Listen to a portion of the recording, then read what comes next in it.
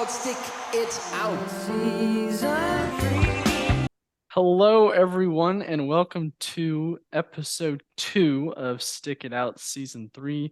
This is, of course, the show where everything is made up and the points don't matter. That's a Whose Line Is It Anyway reference if you don't like that show. But no, this is the show where we take Rush songs that maybe we don't like or we haven't really given a shot, and we have to stick it out for 2 weeks, listen to it a bunch of times, and see if our opinion changes at all. We have done that for one song each for the past 2 weeks. And without further ado, Rob, tell us about your song, what you thought going in, and what you think now.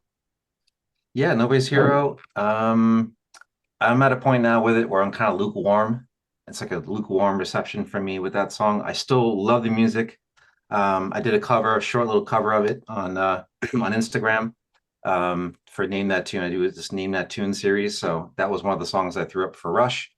Yeah, I mean, I heard an interview today with Neil about the song and how he was talking about heroes versus role models and the sort of deity or deification of like celebrity and things like that.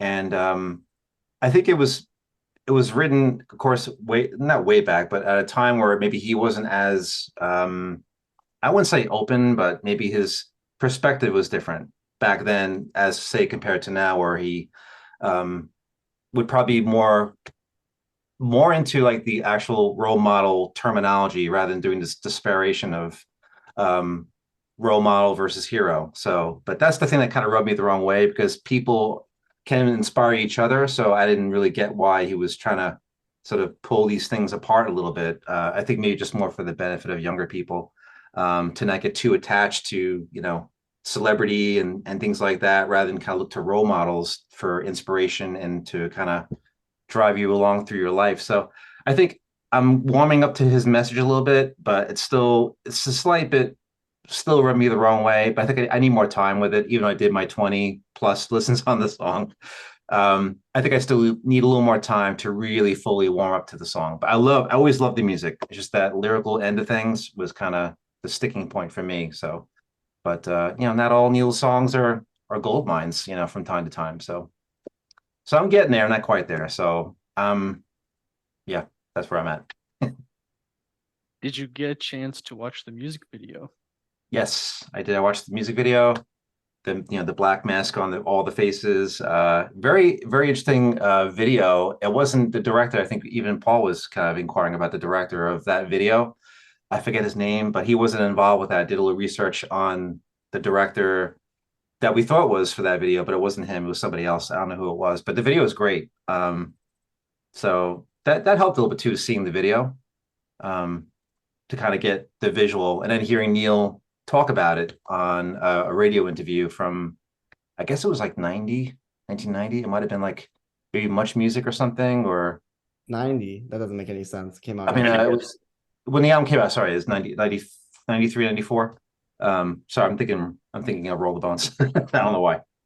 So I heard an interview on that song. He talked about it, and the interview was really great, asking him the questions about his approach to that song. So that kind of helped a little bit too, shape my opinion about the song. Hearing Neil himself talk about what he was writing about and what he intended to do, and that caused controversy. And his friend that had passed away from AIDS, and he lost touch with him. He used to know him from England. He went to his parties and whatnot. So hearing the backstory kind of helped a bit, to kind of get the full picture of what Neil was going after, rather than just me hearing the song and kind of making heads and tails out of it on my own. To hear him talk about it was definitely fruitful. So that's where I'm at.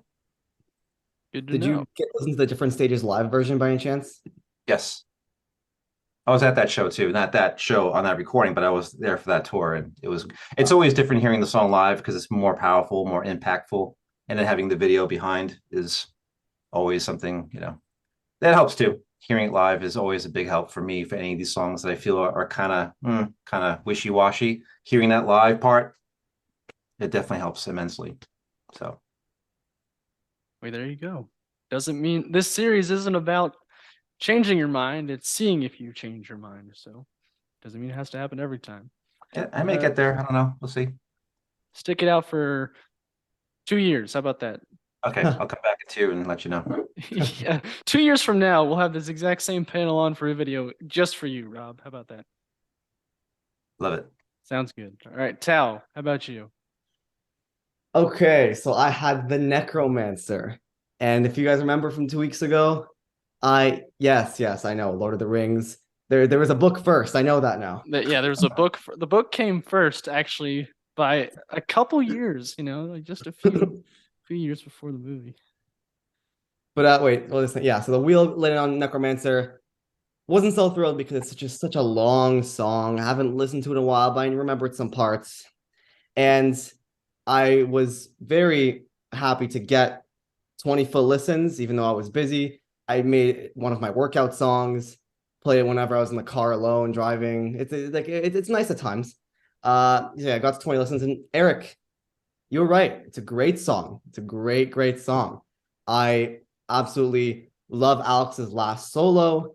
The beginning is kind of lurking and mysterious.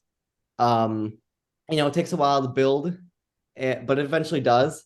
The tone of Getty's Rickenbacker, obviously awesome. Not quite dirty yet. It's still pretty clean, but I like it. Definitely a sound I wish he revisited more. Neil has a sick little fill there, kind of between the first and second sections. I can do it for you right now. Bum bum bum bum bum bum bum bum bum bum. Yes. Echo. There. And then it gets into the heavy guitar and bass section. But with all that being said, I don't like it. Yeah, I don't like it, and here's why. I think this song had a lot of potential to be good, but I don't think what it has to offer justifies its 12-minute runtime. I think each section goes on for way too long. It builds up over time, but each section doesn't really have much of variation. Just kind of the same thing over and over and over again. Kind of like this was their first song over 10 minutes, right?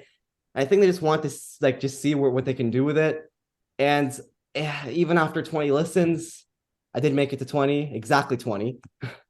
I liked it at times, but I never got super into it. I always thought that that fast part in double time, I think it's the third section, the ba ba da ba ba ba ba ba ba ba. I thought it was overly repetitive, very messy solo, just kind of Alex improvising there in the A minor scale. That I do think that like I said, the final solo he did, I thought that was excellent. That had some musical value to it, and it was nice. It was emotional. It was triumphant. I also like the second part where Alex stops soloing and then he joins Getty on bass and uses him to play the da da ba da da ba ba ba ba ba ba. I got into it at times, but I don't think anything caught my attention enough to just be like, wow, this song is incredible. And it's very simple. It's youthful. Don't even get me started on this fantasy story. I'm sorry. When I first heard Neil's spoken words, Three Travelers, Men of Willowdale, I couldn't help but just laugh. Were they just trying to self-parody themselves? I don't I don't really get that. So I'm not saying I'm gonna skip this song ever if it comes on. I mean, I was never much of a Caressa Steel listener to begin with. If it comes on, I'll probably just whatever. I'll enjoy the 12 minutes. I know the song now pretty much by heart, so whatever. I could still rock out to it, but even after sticking it out, not my cup of tea. It's a real bait and switch you pulled on us there. I was getting excited. Sneaky. So much for the prelude to the Tolkien cinematic universe. Yeah, does that mean I'm not gonna like the Lord of the Rings movie followed by the book either? No. yeah, probably not. So no You drum like cover. No drum cover. Not this time. In Why 2 not? years, I was hoping in 2 years, you'll come back and you let us know how you liked the extended editions of the movies and the books. And you have to read the appendices. Hobbit too, right? Yes. And the Silmarillion. Good luck. Great. Okay, I'm not saying I'll never do a drum cover, but actually, besides that fill that I did for you, there isn't that much interesting, impressive drumming in there. It's pretty basic. That's another thing that I kind of noticed. So you can knock it out in a couple days. Alex was the only one that really I feel like took a lead. Neil and Getty were just kind of I feel like in the background the whole time. So Yeah. To each their own, I I'm suppose. sorry, Eric. I'm very gravely sorry. disappointed. I really Yeah. I wanted to trick you guys on purpose there. So it looks Yeah, like that was dirty. Paul, you have Yeah. a chance to redeem the panel. To a degree, I will, and to a degree, I'll also disappoint you. Okay. So I had Cygnus X1 Book 1, and I did more than 20 listens. I probably did 40. Whoa. I did my research on it. Actually, I watched, for starters, thank you, Eric. I watched our roundtable. You were excellent in it. And that is what I'd say the first 10 listens, I thought to a degree the same thing Tal did, which was length for the sake of length's sake. It's like, okay, but doing my research on it, they were into doing that. And that was actually one of Terry Brown's instructions on that song was let's stretch this out. And there's one thing they want to do musically. So, okay, now armed with that way of looking at it, it hit me that they wrote that when they were, Alex and Getty were 24, Neil was 25. I think back when I was 24 and 25, and I couldn't have done anything even remotely as brilliant as that. So that being said, that actually got me in a better mindset for the song. I thought, what did Bach do when he was 12? What did Mozart do when he was 14? Okay, they have to get to where they're going. So that being said, it definitely helped me appreciate it more. What you guys said on roundtable number 60, episode 66, definitely helpful. Getting more of the backstory and that what they were trying to describe, the history of like name of the ship being named after Don Quixote's horse. That was actually the kicker for me because the first thing I thought was, wow, really deep symbolism even then. And then I found an interview where Neil said, I think it was in 1990, where he said, I just like the sound of the name. That actually did it for me. Or no, I didn't find it. I'm sorry. Tim said it on the episode. My bad. I didn't want to take credit for something. Tim said it on the episode, Durling. And the fact that he could just say, okay, I think that sounds cool. I'm putting that there. That actually made me lighten up about it. And I just went, okay, listen to it as for what it is. And I enjoyed it more. And then you guys had recommended strongly the live versions, which I checked out the different stages, the Hamiltonian, Black Forest. I did find that one. The live in London actually became tied for my favorite with, thank you, Derek Tyler, Rush fans and Monkey Sensing Sensei fame, the R40 version. Loved it. Now that I can appreciate the song more, I loved it in the set. And I also listened to A Farewell to Kings all the way through, which is not something I could say I've ever done, except I did skip Xanadu to keep my part of the wheel fair and square. So I did skip Xanadu. So before anybody tears me in the comments, it's on my wheel. I skipped it for a reason. But again, in perspective, I liked it. So I didn't love it. I'm not suddenly going to say forget all the later stuff that I got into first and loved so much. But I definitely wouldn't shut it off. I definitely know why people are as into it as they are. And I think it was a great intro for me to land on to start me on the earliest material. So I think that was a good open door for me. So I'm happy with it. I can't say I love it, but definitely a good way to get into the stuff. Did you also do 20 listens of book 2 like Eric told you to? I did not. I had too much going on between doing all the research on it and then roundtables, etc. So no. And content for Instagram and all that. So a few too many things on my plate. I am interested, but I'm glad you said that. It did make me very interested in listening to book 2. Like I'm going to do that on my own time happily as opposed to for research purposes or whatever. So no, that it did what I was hoping it would do, which is get me interested in more. So mission accomplished to that degree. Yeah, this is for science after all. Now, how about the vocals? That's why I like the London version best. It was the live version from, I think it was 1980. I could take them then. The studio version, still not necessarily my cup of tea. I was right. It is Getty's highest note on a studio album. At the last line, I think at the 9:30. Yep, the void. Sorry. Yeah. So that being said, I mean, I respect it. God knows I respect it. Is it my cup of tea? No. I still like his more polished vocals, and especially once they were, once now I don't bury myself in a deeper hole. We'll say I like the later material for the vocals because of the layering, because of the dynamic range of them, the maturity of it. So, but I didn't dislike it. I can definitely listen to more of it now without it being as much of the elephant in the room. So to speak.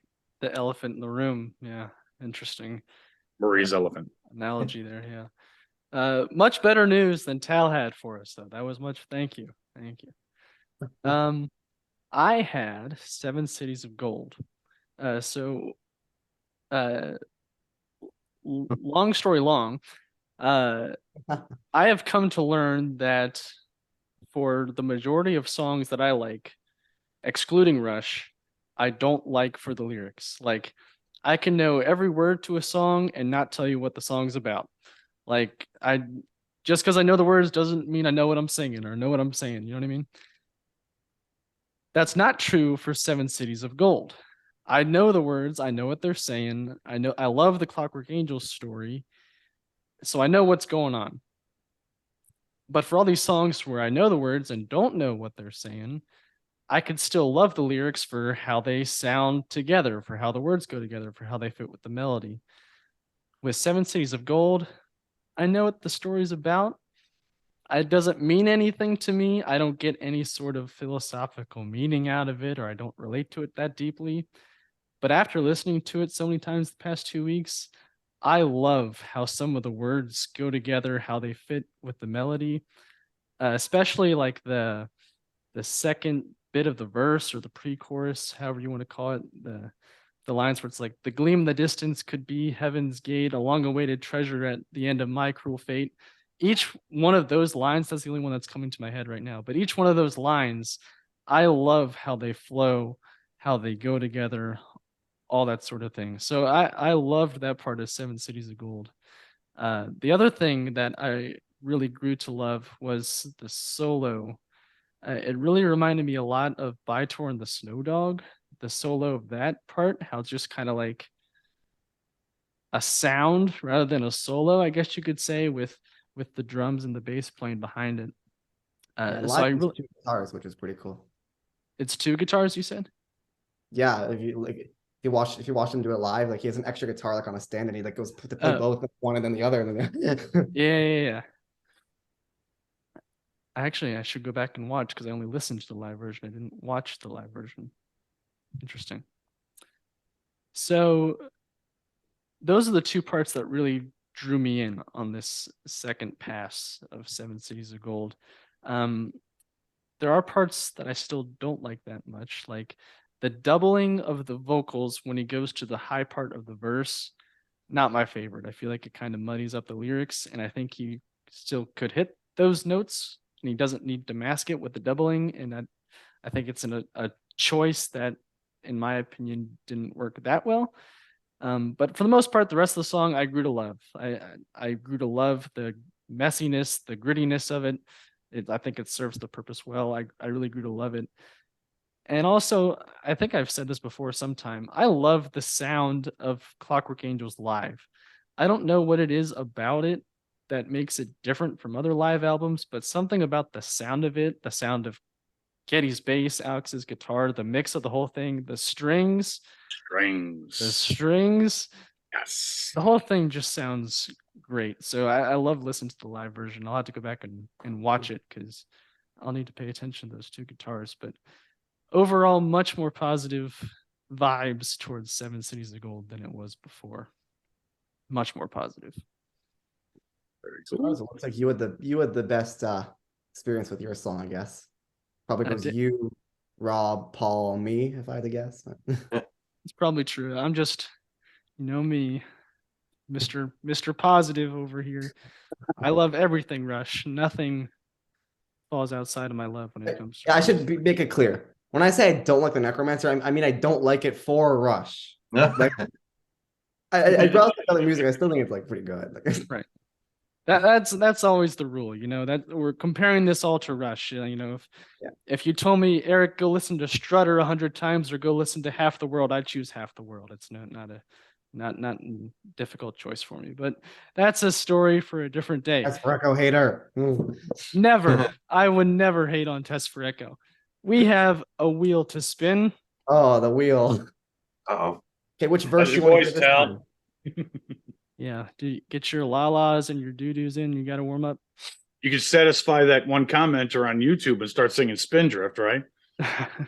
oh, Like, Use big- something different, like Spindrift. Okay. This is Rob's wheel, right? Yeah, that's Rob's wheel. And you can see it. Well, I was only a kid, gone without a bathroom. Come up, going for another chance. Perfect for heaven, perfect for the final man. If I do the right dance. I am so good at spinning this wheel. I tell you what. I know you are. So I think good. it's What do we have? We have Bravest Face, Spindrift, and Superconductor. How about Superconductor? How's that sound? I love oh, it Superconductor. sounds so awesome. I'm so looking forward to that. I bet you are. Such a sick song. It's like totally could have been a live anthem, but it just never got that I heard they far. did a roundtable about it not too long ago. Oh, did they? They did. Yeah. Who was they? They rushed We- I me. was locked out of Instagram during this time, so I couldn't get it on that. But yeah, it's a great song. So what are you thinking going in, Rob? What's that? What are you thinking going in? Ooh, I'll have my container of glue nearby so I can get through it. I stopped doing that a while ago, so I may resume that activity. No, yeah, I'll get through it. You know, I mean, it's actually that song is, I guess, like one of these running jokes. I think I'm not the only one that is not really a huge fan of the tune. So, I don't know who the other person is, but Nick Howley. Nick Yes. Howley. and he actually on one of the roundtables cut in, and he had a little feature of that. That was for which roundtable was that for? Superconductor. So, yeah, but then there was some other thing too around the outsides. But yes, he did a whole diatribe on that tune. So so I watched that and I was like, yes, I have a compadre, in my disdain for Superconductor. So I'll give it the whirl and 20 spins and I'll let you know. Best of luck to you. Thank you, sir. Oh yeah, that's your favorite album, isn't it, Paul? Yes, it is. Oh, Good pick. It's luck. my third favorite, so pretty close. But yeah, Okay, now we have Tal, and you can see that screen, right? Gray traces of dawn. I'm Canadian. I don't even remember the lyrics at this point. The eastern sky, is it? It's red and white because you're Canadian. Sing on Canada or Did you take get the off. flag? Did you get the flag? Not yet. It's Ah. here sometime, maybe. Wait a sec. I still wow. see vapor. I still see vapor trail. I was gonna say something doesn't look right here. It's like pardon playing on me. maple syrup or something. I have done this before. Vapor trail's already been done. I love it. I listened to it today. One, Excellent. There we go. Okay, now nothing happened. I know it. I'm a good host. Eric, you Here's- never messed anything up. It's red and white because you're from Canada. Go Canada. That sounds Okay. familiar. Oh, Canada. Oh, Rob, pick a good one for me. Oh wow. Rob. My song is let's see. How about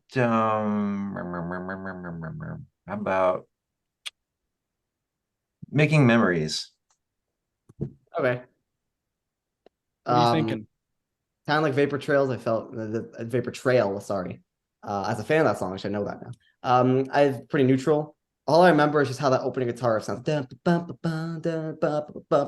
than that, no recollection of the rest of the song. So I'm going in pretty blind, and it's very early Rush, kind of like Necromancer. So obviously no keyboards and no crazy layering. But I think based on what I remember from a few years back, listening to it a couple times, I remember being a nice little ditty, just like it's a sweet little song. Nothing wrong with that.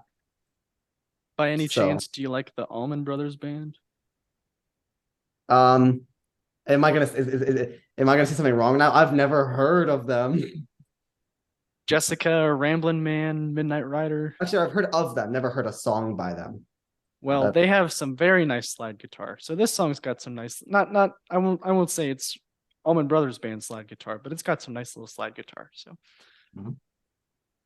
look forward to Okay, that. so it should be good. I'm going in pretty neutral.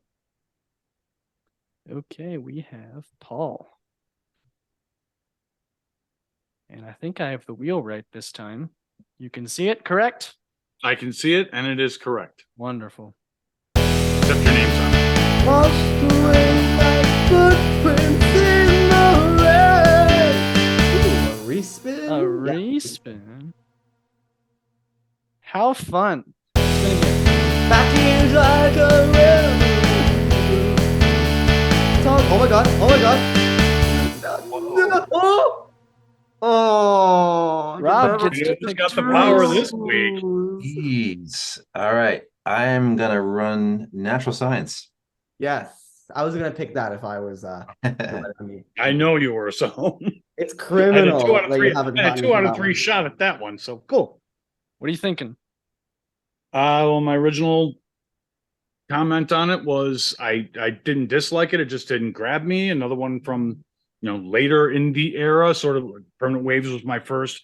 Okay, this is what. So I don't have an opinion outside of I believe my phrase in the prelude that made everybody freak out was the beginning reminds me kind of like a lullaby. It's like, okay, something Just the musical's beginning, gonna then happen. it gets then it gets intense. And that's my point, is that I think it's a pretty easy slam dunk that I'm going to like it when I'm done. Now, what I'll find in my journey and what I'll like most, well, knowing me, it'll be lyrics, but no, what I